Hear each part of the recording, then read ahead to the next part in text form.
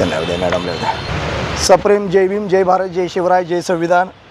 मी संजय गाडे, माननीय डॉक्टर राजेंद्र गवई साहेबांच्या राष्ट्रीय नेतृत्वाखाली पश्चिम महाराष्ट्र महासचिव चंद्रकांतदादा कांबळे, राज्याध्यक्ष जकाप्पा कांबळे, पश्चिम महाराष्ट्राचे उपाध्यक्ष बबनदादा करडे, संघटक गंगावणे काका यांच्या मार्गदर्शनाखाली आज पुणे शहराध्यक्ष RPIचे आमचे रवींद्र कांबळे साहेब यांना सोबत घेऊन विभागीय आयुक्त पुणे या ठिकाणी उपस्थित झालेले. माझ्यासोबत रिपब्लिकन पार्टी ऑफ इंडियाचे सातारा जिल्ह्याचे महासचिव सुभाषजी मोरे साहेब, सातारा जिल्ह्याचे युवक अध्यक्ष विशालभाऊ कांबळे, मराठा आघाडी जिल्हा उपाध्यक्ष आमचे गणेशजी काटे, त्यासोबतच सातारा जिल्हा उपाध्यक्ष अनिल धोत्रे, यानंतर पुण्याचे आमचे मनोज शेलार या ठिकाणी उपस्थित आहेत.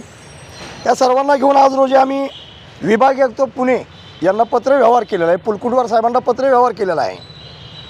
सातारा जिल्हा परिषदेमध्ये झालेला राडा, राज्यकर्त्यांचं गँगवार, हे या राड्यानं अख्खा महाराष्ट्र ढवळून निघाला.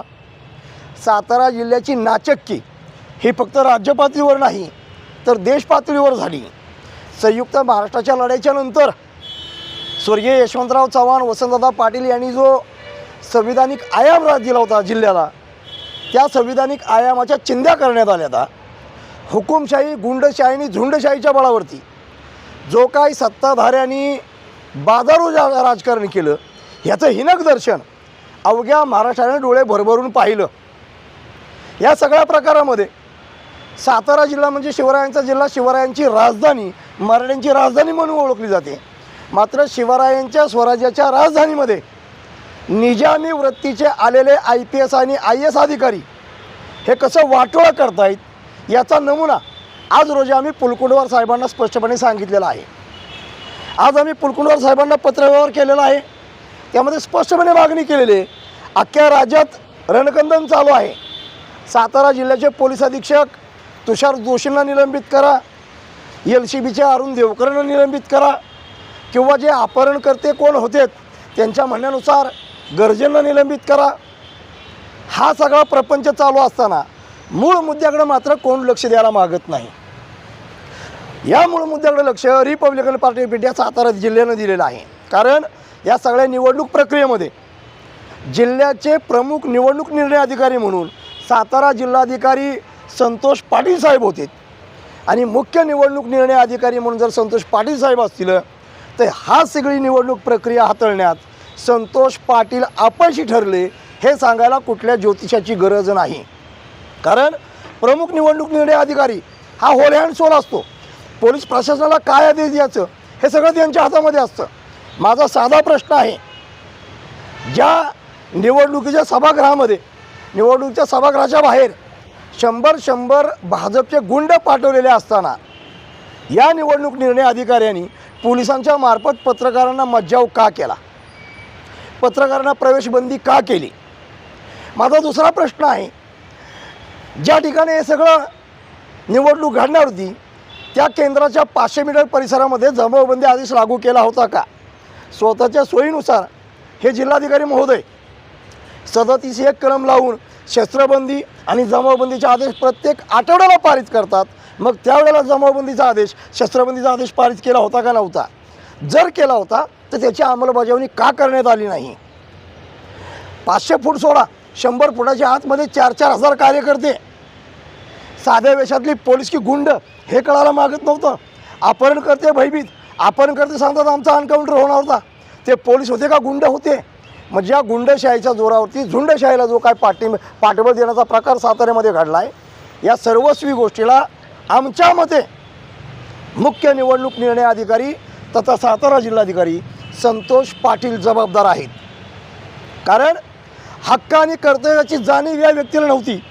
जर हक्क आणि कर्तव्याची जाणीव जिल्हाधिकारी महोदयांना असती तर पुढं घडणारा अनर्थ पूर्णपणे टळला असता.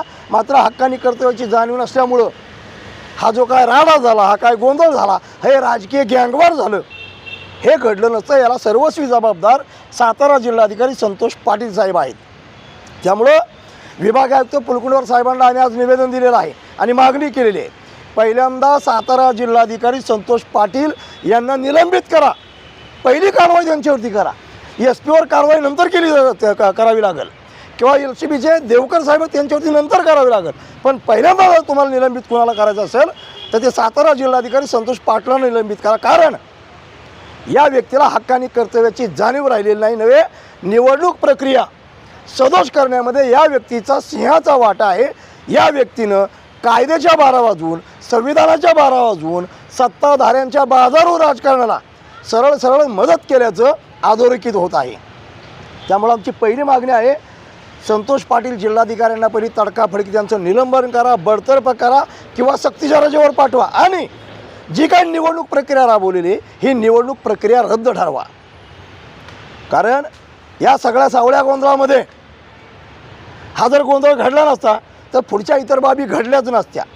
कुणबीचं प्रमाणपत्र एका रात्रीत भेटतं काय, आमदार शिवसेनेचा, बायको भाजपवाशी, बायकोला जिल्हा परिषदेचा अध्यक्ष बनवतो काय, म्हणजे शिवसेनेच्या आमदारात तरी नीतिमत्ता शिल्लक राहिलेली का, नाव नवऱ्याचं आणि पोर सोयऱ्याचा असा प्रकार करणारा शिवसेनेचा आमदार महेश शिंदे हा झारीतला शुक्राचार्य निघालेला आहे. या सगळ्या रणकंदनामध्ये महेश शिंदे कुठंच तुम्हाला दिसलेलं नाही. दिसलेत ते जखमी झालेले शंभूराज देसाई, दिसलेत ते मंत्री मकरंदाबा पाटील, दिसलेत ते खासदार नितीन पाटील, दिसलेत ते प्रदेशाध्यक्ष आणि विधान परिषदेचे आमदार शशिकांत शिंदे साहेब दिसलेत. या सगळ्या प्रकारामध्ये पोलीस प्रशासनाचा वापर करून, पोलीस प्रशासनाला हाताशी धरून हा जो सावळा गोंधळ घातला आहे याला सर्वस्वी जबाबदार होऊन संतोष पाटील जिल्हाधिकारी सातारा तथा प्रमुख जिल्हा निवडणूक निर्णय अधिकारी यांना तात्काळ तडकाफडकी निलंबन करावं, बडतर्फ करावं आणि निवडणुकीची प्रक्रिया तात्काळ रद्द करावी. ही जर प्रक्रिया रद्द झाली नाही तर सगळ्या या प्रकारामध्ये स्वतः सहभागी आहेत या निर्णयाप्रत येऊन विभागीय आयुक्त पुलकुंडवार साहेबांच्या कार्यालयाच्या बाहेर रिपब्लिकन पार्टी ऑफ इंडिया 6 तारखेपासून बेमुदत धरणे आंदोलनाला सुरुवात करेल. तदनंतरच्या होणाऱ्या परिणामाची, नुकसानीची अथवा कायदा सुव्यवस्थेचा प्रश्न निर्माण झाला तर त्याची सर्वस्वी जबाबदारी विभागीय आयुक्त पुलकुंडवारवरती राहील, याची नोंद त्यांनी घ्यावी.